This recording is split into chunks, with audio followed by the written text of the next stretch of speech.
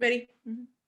All right, everyone. So now we're going to talk about stress and anxiety in younger and older children and the ways that it manifests in your child.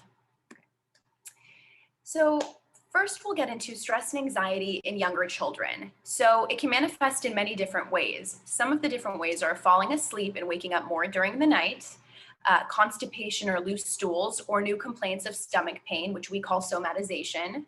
Separation anxiety, your child might feel more clingy, hitting, biting, and more frequent or intense tantrums, bedwetting after your child has previously been potty trained, and conflict or aggression during play with others. Okay.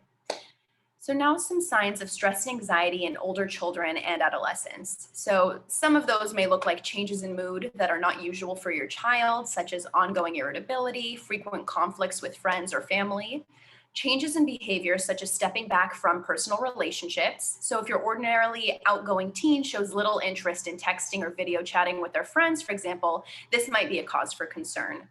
A loss of interest in activities that were previously enjoyed. So maybe a music loving child suddenly stopped wanting to practice the guitar or listen to their favorite band play. Another symptom could be a hard time falling asleep or staying asleep or starting to sleep all the time. These are just some warning signs. And now some tips for managing your child's anxiety about COVID-19. So creating a routine, listening to your child and checking in frequently. This is very important.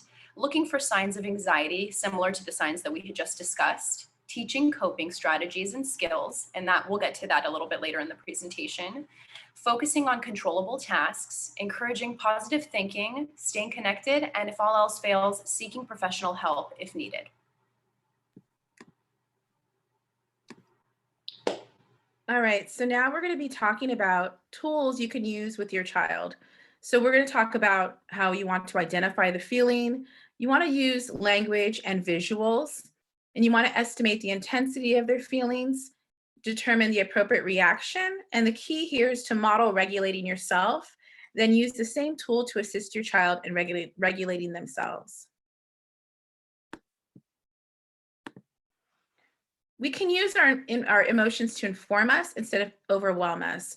When we are having an intense emotional response, your brain begins to release stress hormones that prepare you for action, and this takes over your nervous system. So this stress response is helpful when you're in danger, but not when you're in a situation that's part of daily life. So what we're going to be talking about in the next slide is how we want to look at, on the next slide, you can go to the next one.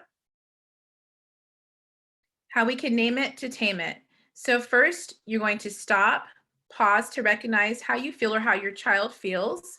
You're going to name that feeling. And by naming it, the brain can begin to calm down. And then use the self-regulation tools to calm down and to continue de-escalating. The next thing we're going to talk about is the zones of regulation.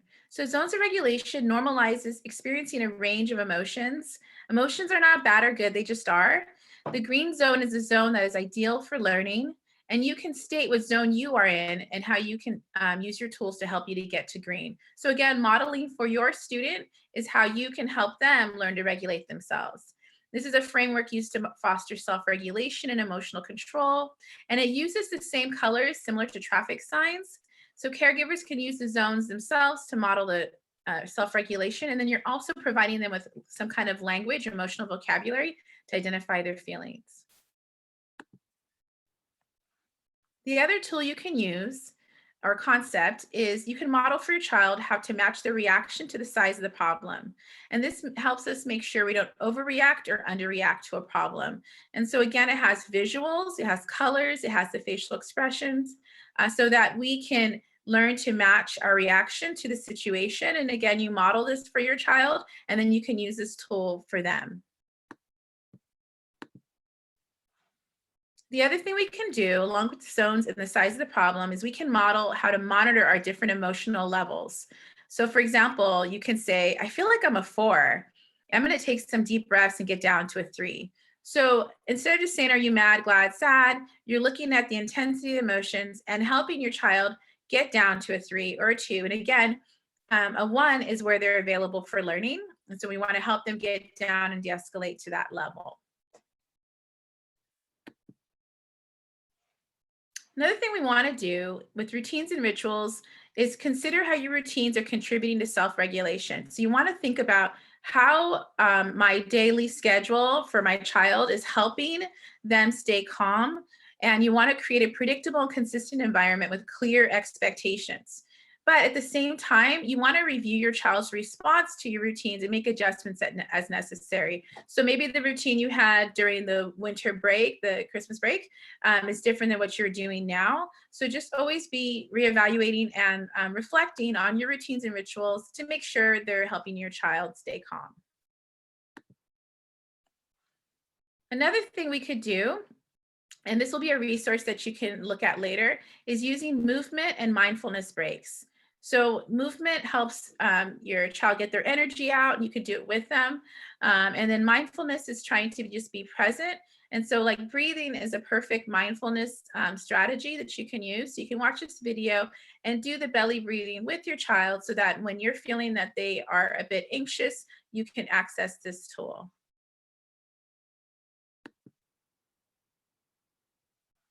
Okay, and here are the resources so you can get more information on what we discussed today. The Whole Brain Child has a wealth of resources on how to explain how the brain functions for your child, and also zones of regulation, and then the incredible 5-point scale. And we want to thank you for taking the time to watch this video. We hope that the resources are helpful. Thank you.